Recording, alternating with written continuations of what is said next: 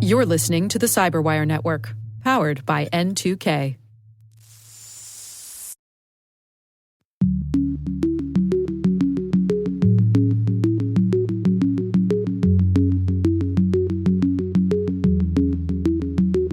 I think the really hardcore, serious groups are pushing either the CCPA or something slightly even more draconian than the CCPA.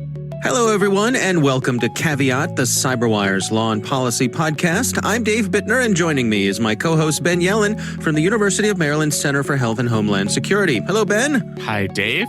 On this week's show, I've got the story of a judge ruling that powering up a mobile device requires a warrant. Ben takes a look at Twitter adjusting their policies in response to the president. And later in the show, my conversation with Ken Dort. He's a data privacy lawyer at Fager Drinker. He's got insights on the online data privacy bills that are under consideration in New Jersey. While this show covers legal topics and Ben is a lawyer, the views expressed do not constitute legal advice. For official legal advice on any of the topics we cover, please contact your attorney.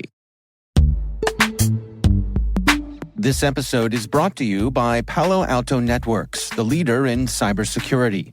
As AI-driven attacks increase, organizations can't afford to have network security that's stuck in the past. Discover how Palo Alto Networks can help you predict what's coming and proactively secure against it with a zero-trust, AI-powered network security platform built to secure whatever, whenever, wherever. To learn more, visit paloaltonetworks.com/network security platform.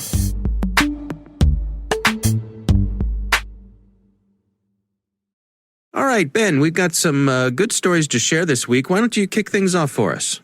Sure. So I have a pair of stories that relate to the same topic, and I'll start with a New York Times story entitled Twitter Refutes Inaccuracies in Trump's Tweets for the First Time. So Twitter has taken a lot of heat over the years for the fact that they allow some forms of misinformation if they come from various heads of state. Twitter does have policies in its terms of services, especially related to civic engagement. So any information that would discourage people from voting, that provides false information about an elections process or any other civic engagement is generally prohibited, and Twitter can actually delete those tweets. So, for example, if I were to put out a tweet that said, hey, everybody, because there's going to be thunderstorms this afternoon, voting's been postponed, no need to go out and vote today.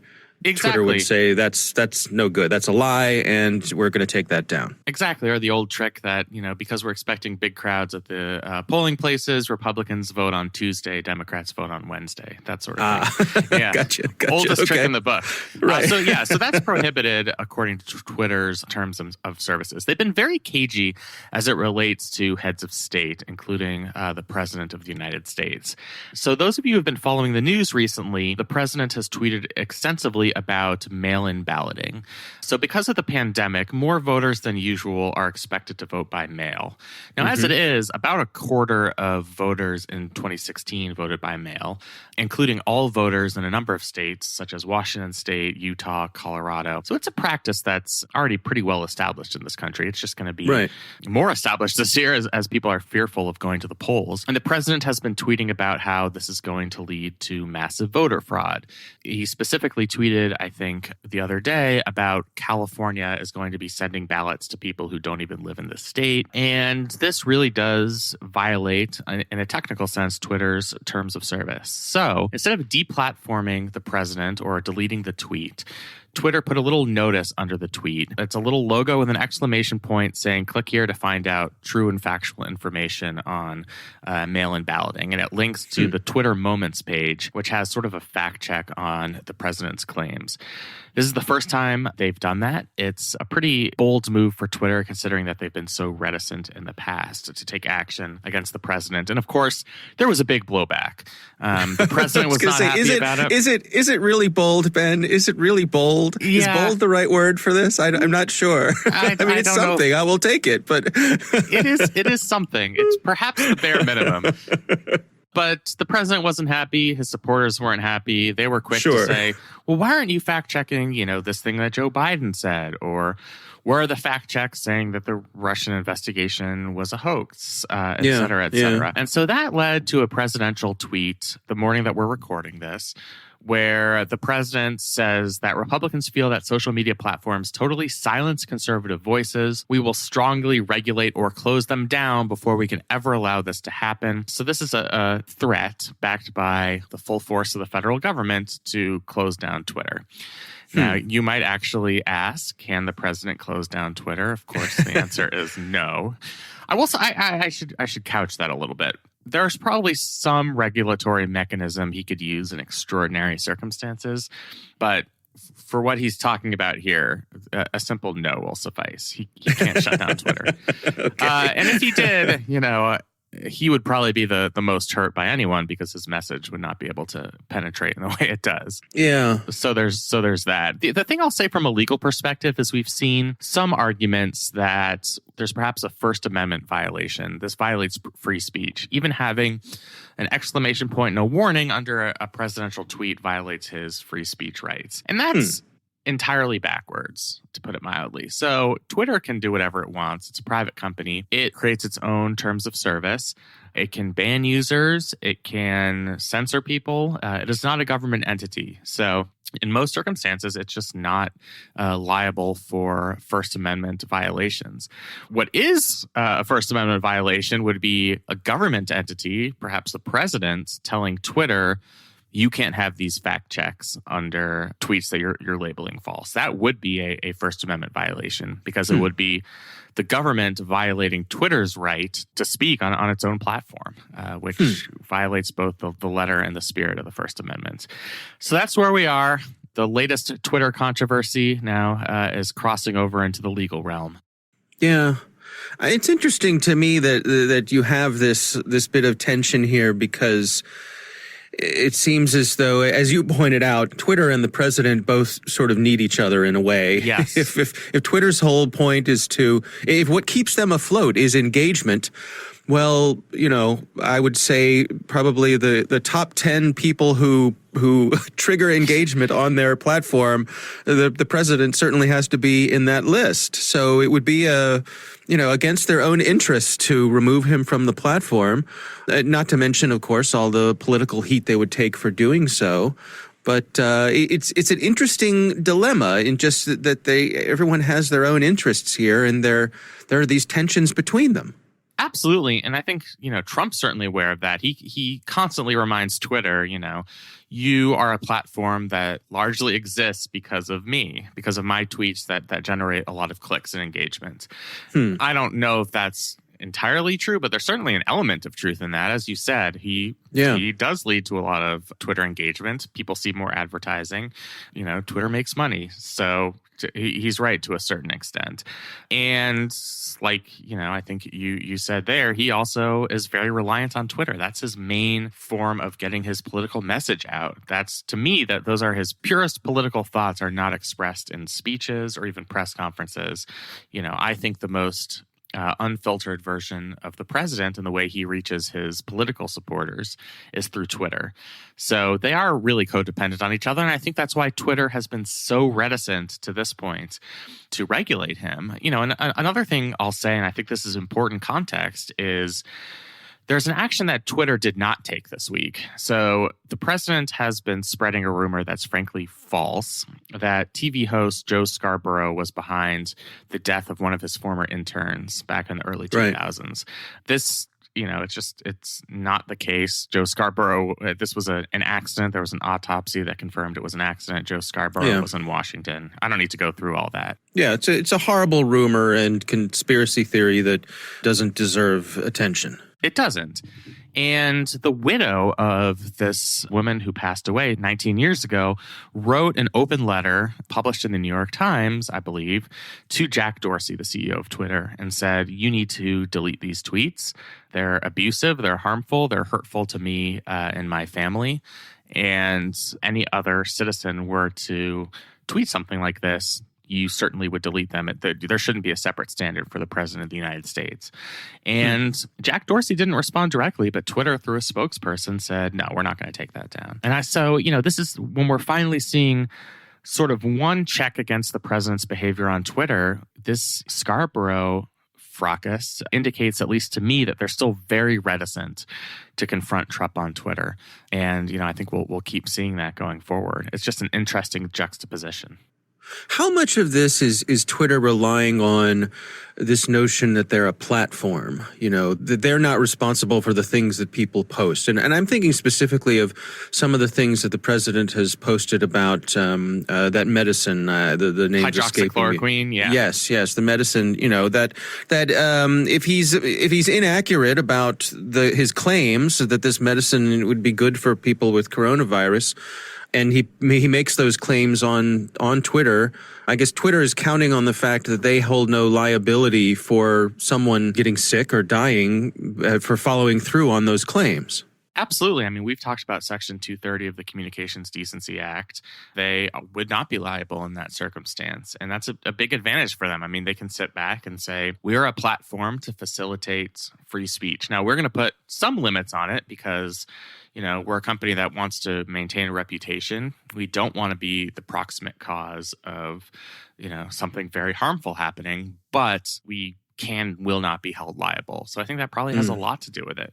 If for some reason Section 230 were overturned and they would potentially be liable for harm resulting from users' tweets, I think they would be much more aggressive in policing their service. But that's just not the way it is. And to be fair to Twitter, they allow people to report tweets where somebody expresses a desire for violence or self-harm. So, and they will delete those, or things that are really abusive, like doxing people, posting private information. But yeah, I mean, you're right. If they were to be held liable, I think they'd be much stricter about what can and cannot be posted on their platform.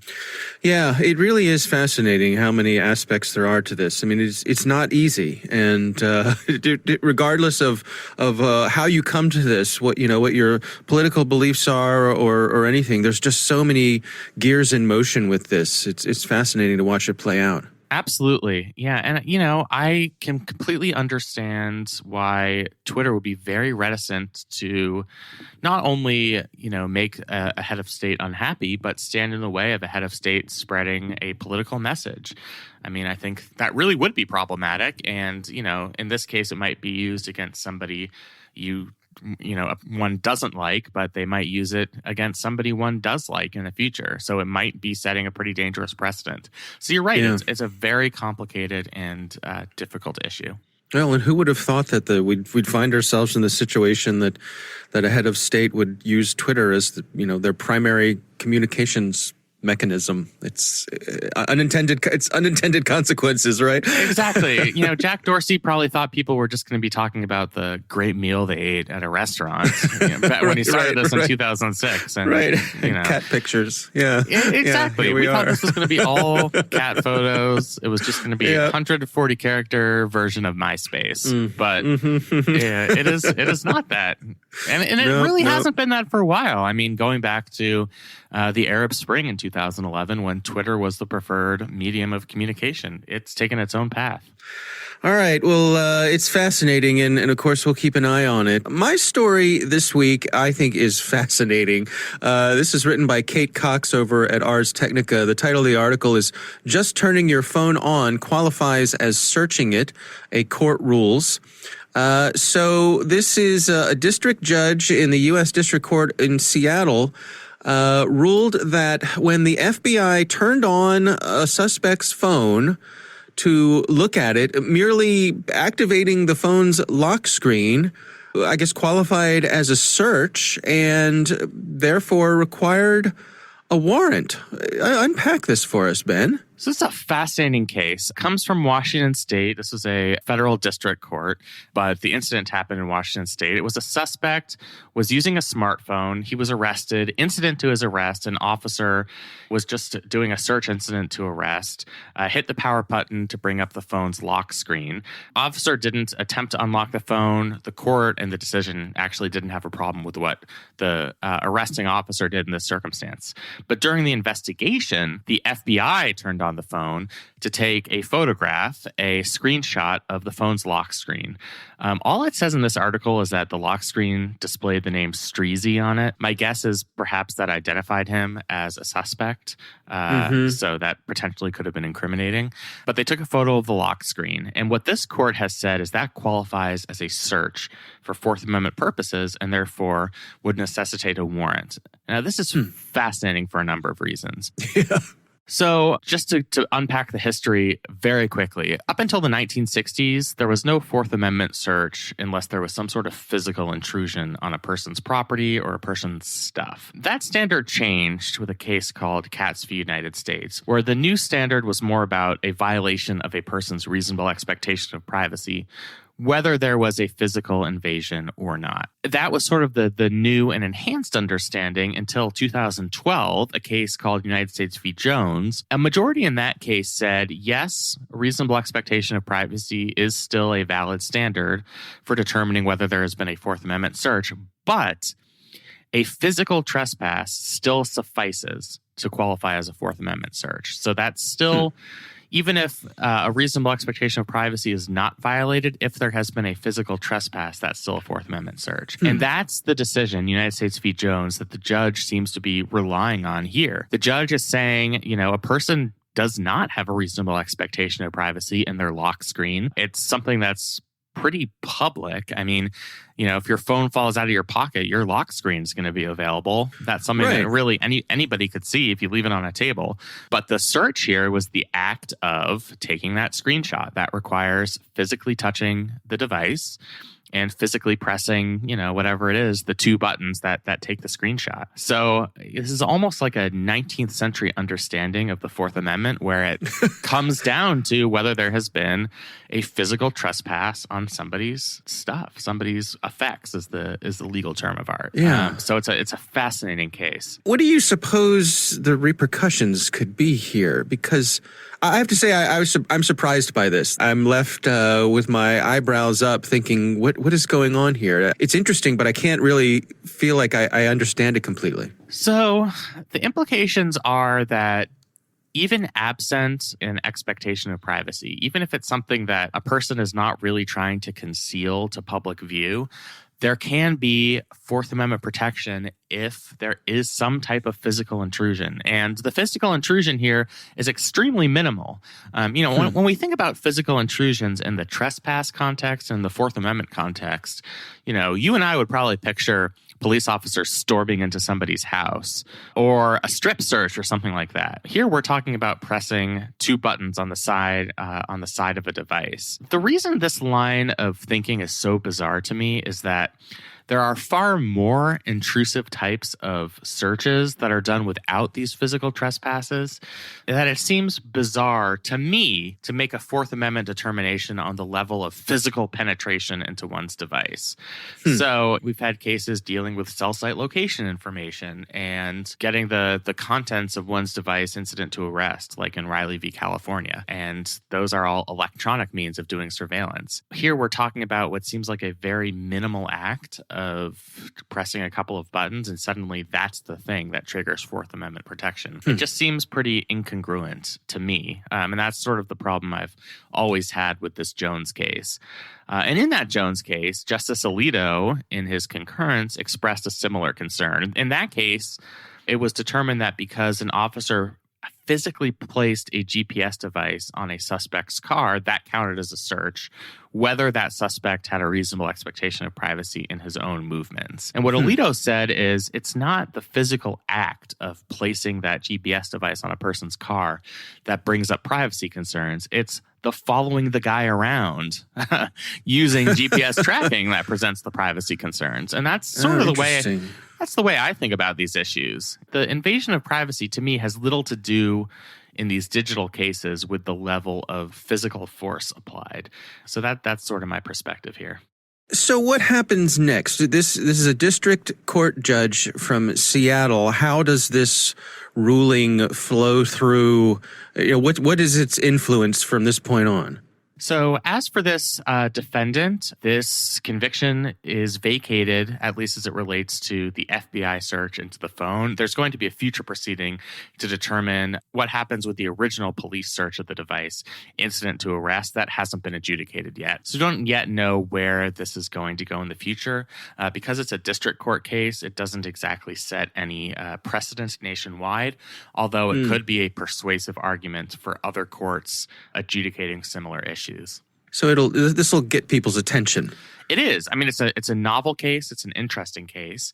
And, I've never seen this type of scenario come up in the past in terms of relating specifically to the lock screen. And I guess it's sort of rare to me that any slam dunk evidence would be uncovered simply on a person's lock screen. But here we are. And now we might see more cases like this in the future. I guess the lesson is be careful what's on your lock screen. Mine's a picture, picture of my kids. If that's going to incriminate me in any crime, I'm going to be in a lot of trouble. So just keep the stock photos of the beautiful waterfall or mountains and you'll be safe. Yeah, right. Don't leave your manifesto for your plans to how you're going to kill your spouse as your background thing for your lock screen, right? Exactly. Come back to haunt you. Or your known aliases. Try and keep that hidden behind your lock screen. Right. All right. Well, those are our stories for this week. It is time to move on to our listener on the line. Our listener on the line this week, his name is Paul, and he writes in with an interesting question. He says, one question I wondered since the Equifax hack, why does a financial institution send any data to any credit bureau? Is this a law, a regulation, a policy, or is it written in a contract? When I ask about it, I've received many different answers, but nothing definitive. There are many so-called private banks, but how private are they if they send your transaction data to every credit bureau? What if the financial institution offered a service fee not to send data to any credit bureau for those that want privacy? I know some federal agents, law enforcement, public figures, and possibly a law professor that would pay to use such a bank. Plus, that would lock the person to that financial institution for loans and other services. So it's a win for the customer and a win for the financial institution. Maybe this already exists. If it does, I have not heard of it. This is an interesting question and something I've wondered about too. It seems to me, and correct me if I'm wrong here, that this whole sort of reporting to the credit bureaus is kind of a relic that we've always done it this way, and so we still do. Is that right? Yeah, I think there's a lot of that to this question, and it's an excellent question. So there is something called the Fair Credit Reporting Act, which generally governs financial institution reporting credit information to the credit bureau. I will say there is no actual requirement written into that law or any other law saying that financial institutions have to submit information to any credit bureau, let alone the three major credit reporting bureaus. There's a reason that most financial institutions do. It is to their own advantage, even though it's relatively burdensome on them cost-wise. It's costly to submit that information to the credit reporting bureaus. But these are the same financial institutions that want to make smart loans to their consumers. And in order to have the requisite information to make those loans that are going to help their bottom line, they want information from these credit reporting bureaus. So, you can see why that would be a symbiotic relationship. To me, there's nothing that would stop a private bank or an institution from not reporting to credit bureaus. However, this might not be that great of a solution in terms of somebody who wanted to keep their financial arrangements private, because there are other laws and regulations that would allow the government or other government entities like the IRS to obtain your financial information. For example, any lawful subpoena. And, if your financial institution does not report to credit bureaus, that means they don't report your good credit history or your bad credit history. And that means, if you wanted to buy a house or buy a car at some point in the future and were looking to take out a loan, if you were only banking with private financial institutions that did not report credit information, you'd have no credit record. And it's unlikely that another institution would want to lend to you. Yeah. But to the question itself, there really are no hard and fast requirements in the Fair Credit Reporting Act or any other federal statute. It's something that financial institutions do on a voluntary basis. Well, I wonder, too. I mean, can you envision us running into a situation where, for example, something like California's privacy law, or one of the many privacy laws that various states are writing, could come into conflict with this sort of reporting to credit bureaus? Would it be within a consumer's right to go to a bank or go to a credit bureau and say, hey, knock it off. I never gave you my express written permission to share this data? So it would not be, and there's a very specific reason for that. The Fair Credit Reporting Act contains all sorts of requirements as to what financial institutions are allowed to report, the consumer's right to be informed about negative reporting to a credit bureau. And since those are federal regulations, they would supersede state regulations or state laws like the CCPA. The federal government has occupied the field on consumer privacy protection related to credit reporting, because they passed the Fair Credit Reporting Act. I see. So I think we'd have a preemption issue here. The federal law would preempt those state laws. All right. Well, good information. And thanks to our listener, Paul, for sending in the question. It's a good one. We would love to hear from you. We have a call-in number. It is 410-618-3720. That's 410-618-3720. You can call and leave your question. You can also email it to us at caveat@thecyberwire.com.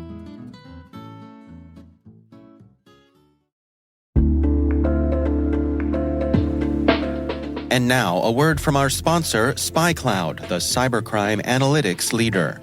SpyCloud disrupts cybercrime by telling you what criminals know about your business and your customers, so you can take action to prevent ransomware, session hijacking, account takeover, and online fraud.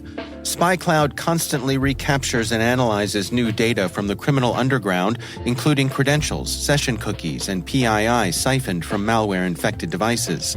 With knowledge of the specific exposed data criminals have in hand from InfoStealer malware on managed and unmanaged devices, security teams can respond with a more efficient and effective process called post-infection remediation that fits seamlessly into existing incident response frameworks. Get SpyCloud's post-infection remediation guide outlining the 7 steps for preventing a malware infection from becoming a full-blown ransomware incident. Visit spycloud.com/cyberwire. That's spycloud.com/cyberwire. And we thank SpyCloud for sponsoring our show.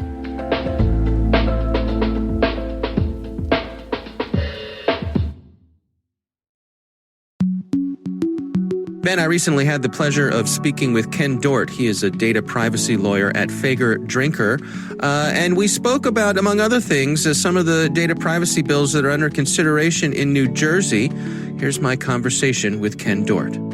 It started in California, not so much because California's legislature was leading the charge, but because California has a rather idiosyncratic referendum protocol, which allows groups that are really well organized to get things on the ballot for popular vote. And that's what happened here. You had some rather well organized privacy groups that put together the initial version of what was to become the CCPA, and it was much more draconian than what the CCPA actually became. And what happened was, in response to that effort, the California legislature moved to put together the legislation to kind of preempt what was going to be on the referendum ballot. And that explains, because they did it so fast, that explains why there were so many kind of gaps and inconsistencies in that first enactment, which required all of the various amendments that happened after that. And so that kind of explains why California, in addition to being kind of a leading edge in the privacy area, did it so quickly, because they were kind of, gelled into action, by these privacy groups. But, having that in place in conjunction with the GDPR already having come online in May of 2018, all of the states pretty much then started more or less seeing the future and deciding to kind of get on the bandwagon, so to speak. And that explains why you see the various states, in the various levels of action. Only a very small handful of which have actually passed legislation, just because of the fact that the subject matter is very complicated. And California was able to do it because it was at knife point, because it was either get the CCPA passed or you were going to have this really, hard-edged, referendum passed. And so that kind of explains where we're going. Some of the larger states are in the process of at least looking at it. Illinois, New York, a whole variety. They mirror the CCPA in various components. New Jersey, as we'll talk about, is almost a clone of the CCPA, with some material differences. Particularly, national level companies. If you're large enough, you're clearly doing business in California. And so what you've got companies having to do is, one, they have to comply with the CCPA because they're in California. But then they have to kind of decide, okay, do we have a bifurcated, consumer system, or are we just going to assume that this is the way of the future and we just basically treat everyone as a Californian? And quite a few companies are going that route. And then what they're going to do is just, as other states come online, they'll just compare and contrast to make sure that they're in compliance with all the states that are relevant to their operations, and then go from there. Is there any sort of lobbying effort that's going on? Are there organizations shopping around, prepackaged, recommended sets of potential legislation to, as you mentioned, to kind of simplify things so that you have some consistency from state to state? Not that I'm aware of. I think the really hardcore, serious groups are pushing either the CCPA or something slightly even more draconian than the CCPA, something more comparable to the GDPR. They'd like to see every state pass the same thing. The problem with democratic government is that you might submit the same thing to each of the 50 state governments, but more likely than not, the result was going to be something slightly different, across the waterfront, which explains why, these groups are going maybe to the larger states just because they have a larger bandwidth, but then they're also trying to push Washington to enact comprehensive federal level legislation that would preempt states and, create a one GDPR-like, consistent set of laws and regulations that national companies can look at and don't have to worry about keeping up to speed with 50 different jurisdictions. When you use the term draconian, what are the elements that elicit that description from you? Well, draconian, I don't mean that in an opinionated or pejorative sense of the word. I just mean that kind of in the spectrum of what, privacy legislation there is. I see. You can have something which is, kind of voluntary, in terms of participation, or you can have something, on the other end, which would be like the GDPR, which requires that you get consent from the persons from whom you're collecting their information. And you need opt-in, you need rationalizations or legal bases for everything that you're doing with that personal information. Effectively, you're giving the people whose information it is control over how it's going to be processed, used, and shared. And you can't allow yourself then to get kind of ahead of the curve. If you don't have the appropriate consent in place under that kind of a scheme, your whole setup could fall flat. If let's say, for example, you don't either under the GDPR, you don't have one of the legal bases for processing, either consent or some kind of legitimate business purpose, or everything has to be based on permission or a legal basis. And if you don't have it, you can't go forward. I see. Well, let's dig into some of the specifics of what New Jersey is proposing here. What are some of the elements that have caught your eye? This effort is a true clone with some differences from the CCPA. Now, keep in mind that the legislation that we're talking about, which is Bill number 3255, that was introduced only as recently as February 25th, I believe. And so the legislation we're looking at is like the first draft. And so this is what came off the table and let's say the printer of the sponsors. So this really hasn't had an opportunity for any true legislative vetting. As I said, it was introduced on February 25th, but nothing really more was done procedurally. It was going to be brought back for discussion in front of the New Jersey Assembly's Science and Technology Committee on March 16th. And unfortunately, other events seem to transpire and overtake not only New Jersey, but the rest of the country with the COVID-19 emergency. And so as it sits right now, the legislation is kind of in abeyance, in recess until, New Jersey's, assembly comes back online. And then depending on how long that takes, and then once it is back, what will its priorities be, in those first few weeks, months. You may have having dealt with the crisis for several months. This legislation might not be high on their list of things to look at immediately. So in terms of what the next step will be in terms of timing, it's hard to say. As various states have been proposing and passing their own legislations, I mean, do these track with, for lack of a better term, the personalities of the individual states, the priorities, the cultures as we look state to state? I think they do. I think they do a little bit. I mean, California having, being one of the most, highly progressive states, really, I mean, it explains why the CCPA, is people leaning as it is. It's not quite as comprehensive as, let's say, the GDPR is, but that explanation lies a lot with just the different cultural makeups between the EU and the United States. And so, what you see with these other states, you see them enacting components of the CCPA, but not necessarily all of it. And also, California and the CCPA, it was the first one out of the chute. And so, it was kind of the experimental one. And as we could see, it's been subject to a handful of amendments since its original enactment.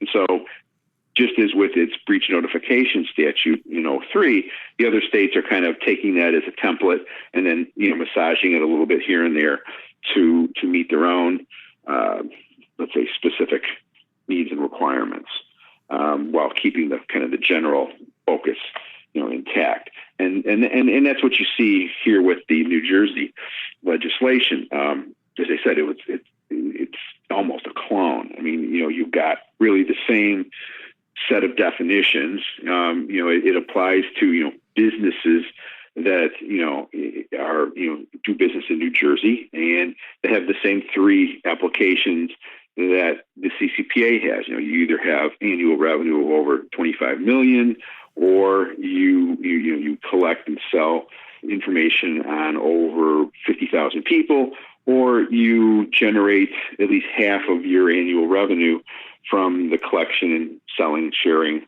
of personal information. Then, and it just kind of falls from there. It's got the same comprehensive set of definitions as to what a consumer is. It's basically not just a consumer, but it's actually just a person who's a resident of New Jersey. Just like in CCPA, it's a person who's a resident of the state of California. So it's more than just a consumer. It's much broader than that. But it defines the information in question. Its version of personal information is personally identifiable information, and it covers the same broad span of information that the CCPA does, from basic information like name and address, but government IDs to biometrics and basically any kind of information that is likely to lead to the identification of a person. So it's very, very, very broad. It provides people with the same level of rights as the CCPA does. When you're providing your information, you have the right to know what kind of information they're going to be collecting. You have the right to know what the purposes for which that information is going to be used.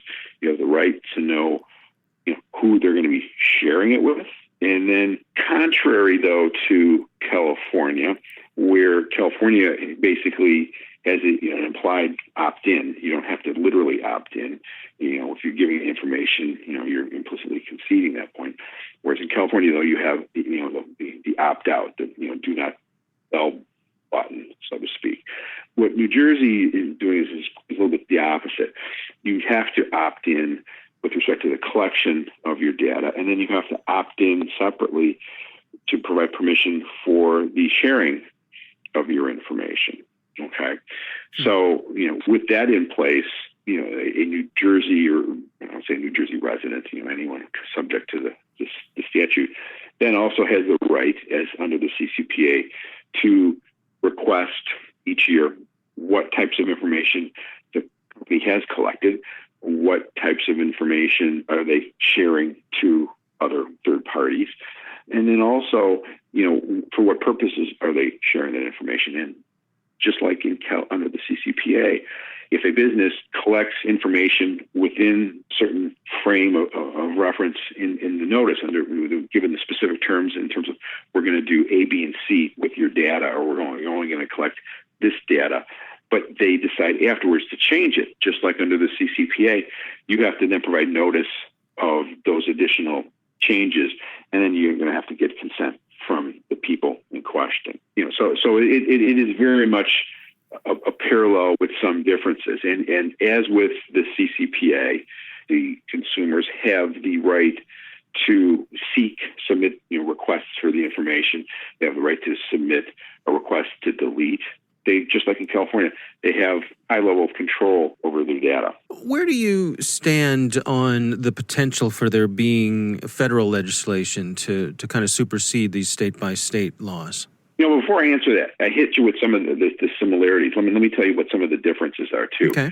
Just as in the CCPA has various exceptions to its application, like, if you're a business that's already subject to HIPAA or Gramm-Leach, those same carve-outs apply. But one of the things, though, that is different is that under the CCPA, employment information to be treated just like regular consumer information.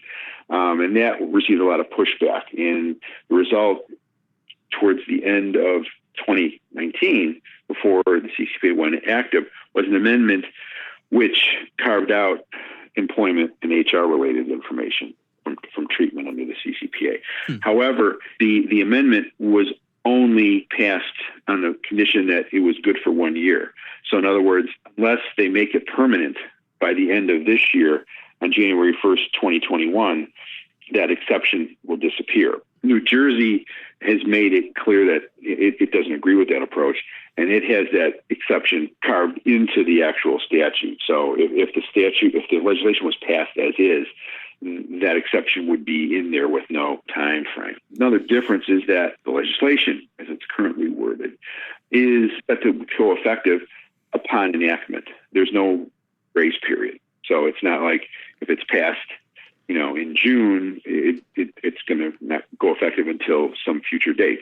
The way the legislation is written, it goes effective upon the signature by the governor.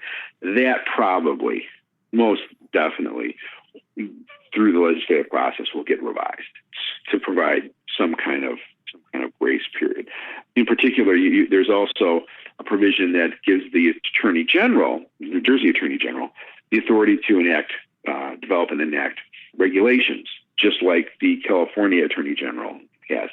But the New Jersey Attorney General has 6 months from enactment to do that. Well, it'll be kind of interesting, as we know, the Attorney General in California was busy well before the effective date of the CCPA in getting those regulations, developed, and he's still working on it. Okay, those are supposed to be done relatively soon, and then go live July 1st.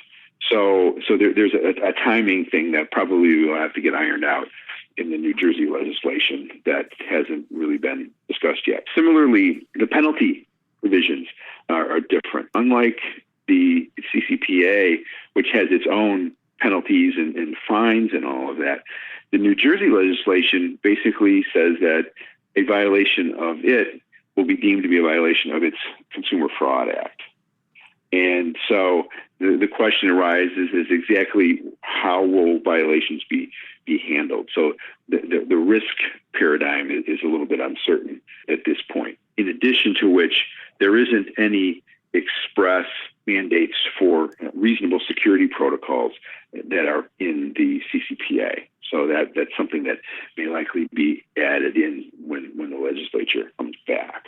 So there are many more similarities than there are differences, but there are some differences that I suppose may have piqued the interest of the sponsors that may not survive the entire legislative process, but we'll have to see. I would like to get your take quickly on this notion of whether or not we might see some superseding federal legislation. At this point, I find it rather unlikely, simply because the various interests between the privacy folks, business folks, and frankly the priorities facing Washington at the moment probably aren't favorable to overall privacy legislation at this point. I just don't see the interests kind of coming together right now, because the voices on Capitol Hill right now are so disparate, and this kind of legislation requires, I would say, true bipartisanship that I don't think is there right at the moment.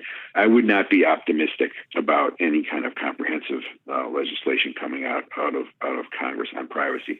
I mean, you can kind of compare and contrast its effort a few years ago with respect to comprehensive federal breach notification legislation, and that didn't really get very far either. And that was something which, it's breach notification. Right. Not exactly controversial.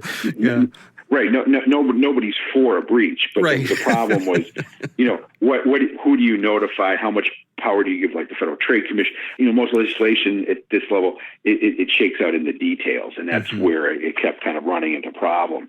And something like with breach notification is much more, condensed and straightforward than privacy legislation, at the level of the CCPA or the GDPR. And so it just makes me just pessimistic on that front, at least at this point in time. All right, Ben, what do you think? So very useful information about what's going on in New Jersey. It's another incident where the COVID epidemic really interrupted everything else that was going on in the digital privacy world, that they are not able to see this legislation through the way California was. But it seems like New Jersey's effort is just as ambitious, if not more ambitious, than California's effort to pass a data privacy piece of legislation. Another interesting thing he noted, and this interests me as somebody who grew up in California, is the role that the state propositions have in the drafting of the California Consumer Privacy Act. Because the tech companies were fearful about what those pesky voters would get on the ballot in terms of ballot propositions, I think that was the impetus for legislators to try and take a more responsible tack, do the background work, do the research, and make sure that this was a responsible consumer privacy act that could endure through legal challenges. It's really not that hard to get your proposition on the ballot in California. There are all sorts of crazy ones that show up on both state and local ballots. I'm sure for our California listeners out there, they know that the California voter guide is like, a 500-page phone book that they have to read before they go to the polls. So that's just another interesting angle that I hadn't really explored, and I'm glad we got to hear about that in this interview. Well, our thanks to Ken Dort for taking the time to speak with us. That is our show, and of course, we want to thank all of you for listening.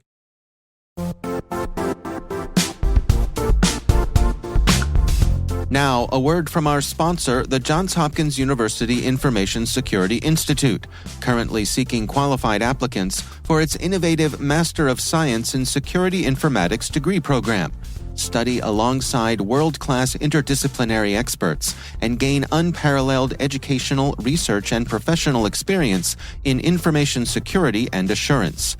Interested U.S. citizens should consider the National Science Foundation's CyberCore Scholarship for Service program, which covers tuition and a $6,000 annual professional development allowance, as well as providing a $37,000 additional annual stipend.